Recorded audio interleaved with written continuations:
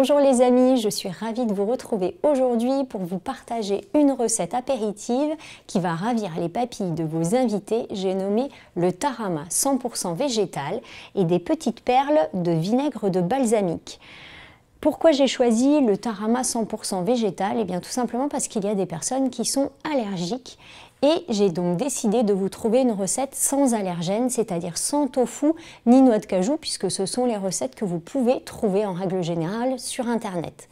Et donc j'ai décidé d'utiliser des légumineuses, à savoir les haricots blancs et les lentilles corail.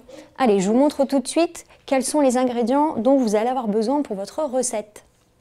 Le premier ingrédient dont vous allez avoir besoin, ce sont des haricots blancs à hauteur de 150 g. Vous les choisissez en bocaux, de préférence en culture biologique, et vous les égouttez. Donc finalement, ils sont déjà cuits, ce qui va vous permettre de gagner du temps.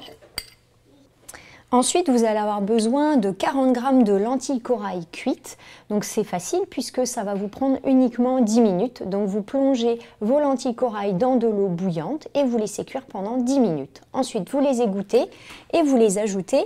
Vous allez avoir besoin de la moitié d'un citron. Choisissez-le de préférence d'origine biologique non traité pour éviter bien sûr les pesticides. Et donc ça va vous faire l'équivalent de 2 cuillères à soupe. Ensuite, pour pouvoir émulsionner notre préparation, vous allez ajouter de l'huile. 20 g d'huile de colza, donc qui va avoir une saveur un petit peu neutre, et 20 g d'huile d'olive. Allez, c'est parti. On ajoute au reste de la préparation. Pensez à prendre une petite spatule pour bien racler votre verre et donc bien récupérer l'intégralité de votre huile. Ensuite, vous allez avoir besoin d'une belle cuillère à café d'algues séchées. Soit vous les prenez en copeaux, comme j'ai ici, donc ce sont des algues wakame, ou bien vous pouvez choisir des paillettes d'algues variées, donc qui vont être de différentes couleurs. Donc ça, c'est à vous de choisir. Vous n'avez pas besoin de les réhydrater, vous les mettez directement dans votre blender, ce qui va permettre de les mixer en tout petits morceaux. Et donc, la réhydratation se fera au moment du repos au frais lorsque votre préparation sera terminée. Pour ajouter de la couleur à votre préparation, vous allez ajouter du concentré de tomate. On pourrait également à la place ajouter 2 cuillères à soupe de jus de betterave. Alors si vous en avez, c'est une bonne chose. Si vous n'en avez pas, optez pour le concentré de tomate, ce sera bien plus facile. On va ajouter des aromates. Ici, vous avez du paprika fumé, ce qui va donner justement une légère saveur fumée à votre préparation. Donc ne vous trompez pas, il existe du paprika tout court lorsque vous achetez vos aromates et vous avez le paprika fumé. Donc choisissez bien la deuxième version. Ensuite, vous allez avoir besoin de sel marin que vous avez ici, c'est 1 cuillère à café également. Donc soyez généreux ou généreuse dans cette cuillère à café puisque les haricots blancs ont peu de saveur et donc il va falloir quand même rehausser votre préparation. Et là, je l'ai choisi en version herbe amare que vous connaissez, j'en ai déjà parlé dans d'autres émissions. C'est un sel marin qui contient déjà des plantes aromatiques, donc ça va permettre justement d'agrémenter un peu notre préparation. Ensuite, la dernière petite poudre que vous avez ici, c'est de l'agar-agar et on va l'ajouter à la fin, une fois que la préparation sera complètement mixée et je vous expliquerai quelle va être la réaction qui va se produire. On va mettre 20 g de crème végétale. Alors ici, j'ai choisi l'amande puisque moi, je n'ai pas d'allergie à l'amande. Mais si vous êtes allergique à l'amande, je vous conseille plutôt de choisir de la crème végétale à base de riz. Donc bien sûr, pour pouvoir réaliser votre tarama, qu'il puisse être bien onctueux, vous allez avoir besoin d'un blender suffisamment puissant pour que vous puissiez tout mixer et surtout obtenir une préparation bien homogène.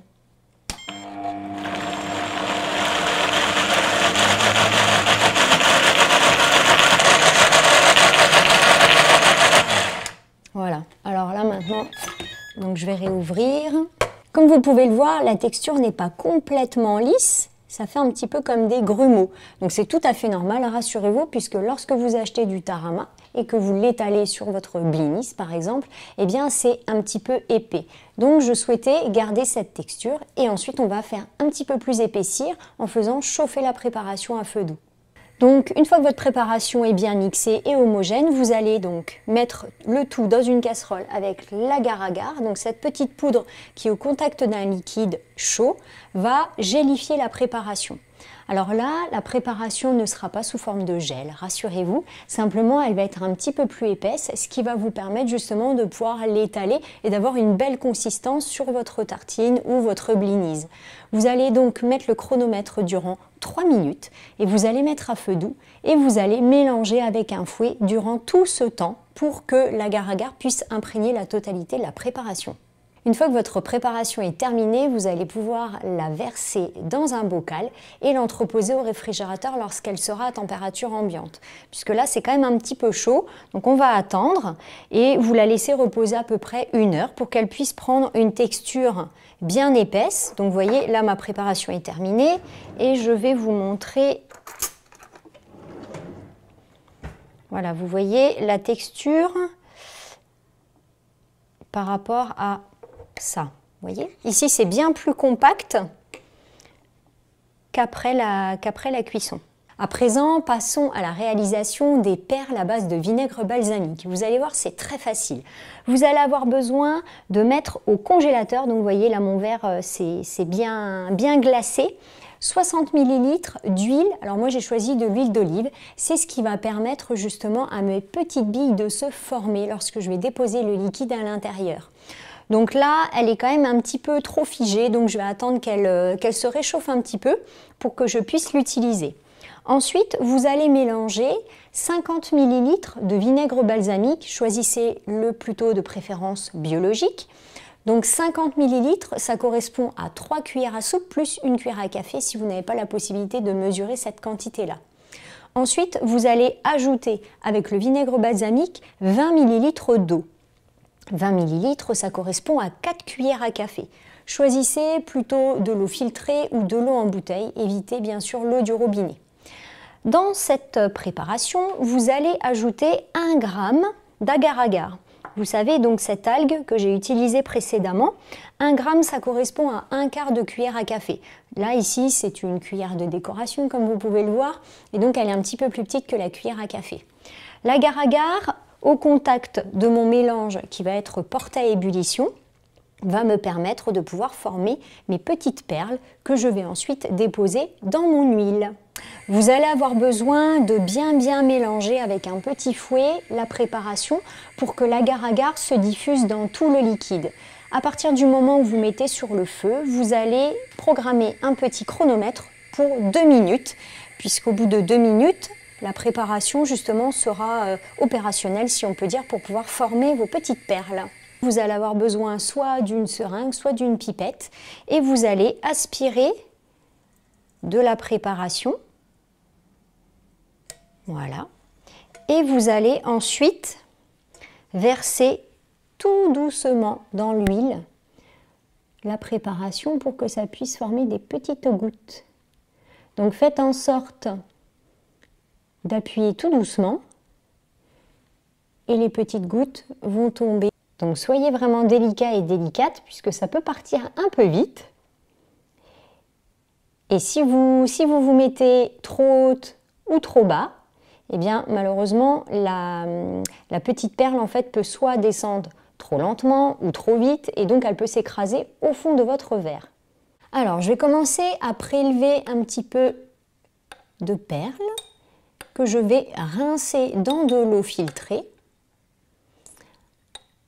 Alors, pour les personnes qui ont beaucoup d'ustensiles de cuisine, il existe des petites cuillères avec des trous qui font office de passoire. J'avoue que je n'en ai pas, je me suis mise dans les mêmes conditions que si vous les réalisez chez vous. Et donc finalement, vous faites en sorte de retirer un maximum d'huile. Alors vous voyez mes petites perles comme elles sont bien formées.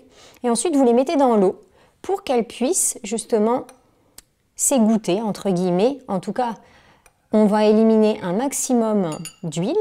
Et vous voyez que ma petite perle est parfaitement formée.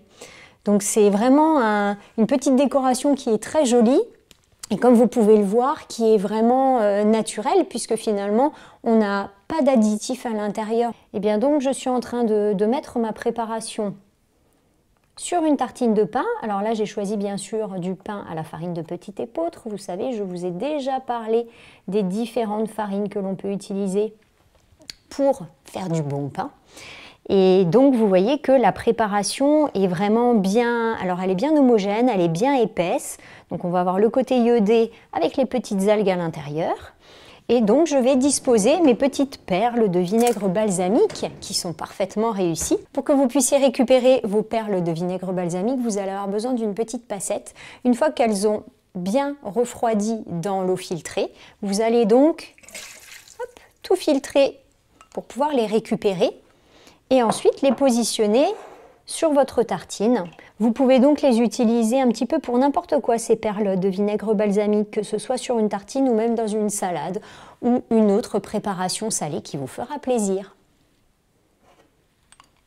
Pour la conservation de vos petites perles de vinaigre balsamique, je vous conseille de bien les égoutter une fois sorties de l'eau et de les replonger dans de l'huile. Ce que vous pouvez faire, c'est utiliser l'huile qui vous a permis de pouvoir former vos petites perles et vous les laisser entreposer au réfrigérateur durant une semaine. J'espère que ces deux recettes vont vous inspirer pour les fêtes, mais surtout ravir les papilles de vos convives. En tout cas, ici, c'est déjà fait. Et donc, je vous souhaite de très bonnes fêtes de fin d'année, un bon nouvel an et je vous dis à très bientôt.